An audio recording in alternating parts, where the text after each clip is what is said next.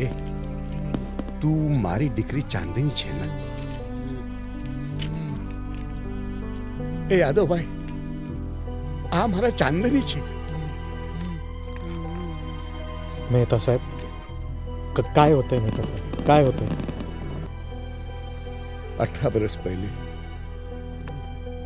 ते आजच्या दिवसला 22 ऑक्टोबरला माझ्या डिक्री चांदनी ते बी असाच होता ते माझा डिक्री आहे ना. हो मेहता साहेब सांभाळायचं स्वतःला. हसला तो. ते बघितलं ना भाभीजी, त्याला बी समजलं हा मला चांदनी छे. ए यादवजी, तुमच्या पोटी माझा चांदनी जन्माला आला माहितीये. हा